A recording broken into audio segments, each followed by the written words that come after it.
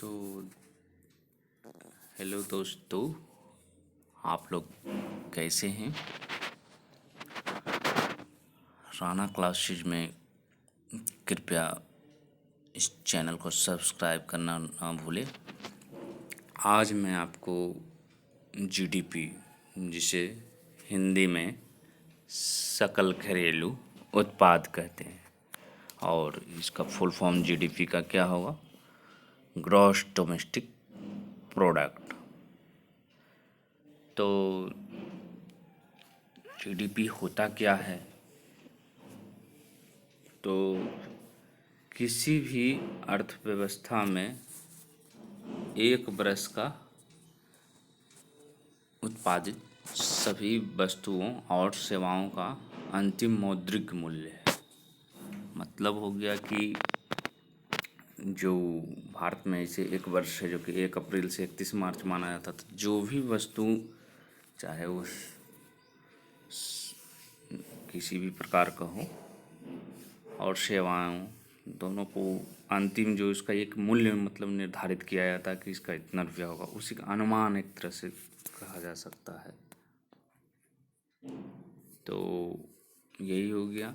अब इसका क्या है, और एक तरीका है कि इसको निजी उपभोग प्लस सकल निवेश प्लस सरकारी एवं व्यापार से इसको निर्यात आयात, इसके योगफल को भी से भी हम जीडीपी कहीं कहीं निकाला जाता है।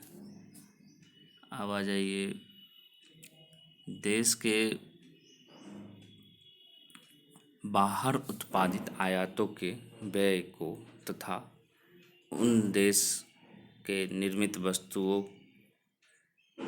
का मूल्य जुड़ा होता है जिन्हें देश में नहीं बेचा गया है। तो मतलब जो आयात के जो खर्च हुए हैं और जो लेकिन देश के निर्मित वस्तुओं का मूल्य है जो कि इसमें जुड़ा होता है, लेकिन जिन्हें देश में नहीं बेचा गया है।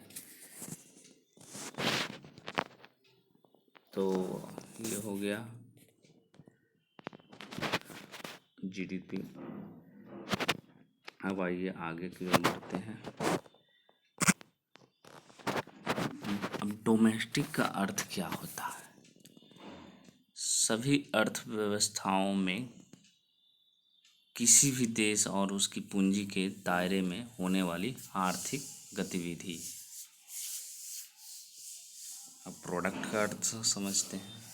सामान और सेवा। माना कि किसी देश में इकोनॉमी है जो कि 100 थी अगले वर्ष, अब 107 हो गई, तो इसका अर्थ 7% की वृद्धि हुई। तो इसे क्या कहेंगे? ग्रोइंग इकोनॉमी कहेंगे। ये जो जीडीपी होता है, ये इससे क्या पता चलता है? परिणामात्मक दृष्टिकोण, और इससे देश के अंदर आंतरिक शक्ति का भी पता चलता है। अब आइए, लेकिन इसमें कमी क्या है कि देश के अंदर उत्पादों और सेवाओं की गुणवत्ता का स्तर का पता नहीं चलता। इसको तुलनात्मक विश्लेषण है जो कि IMF और वर्ल्ड बैंक के द्वारा किया जाता है। तो थैंक्स।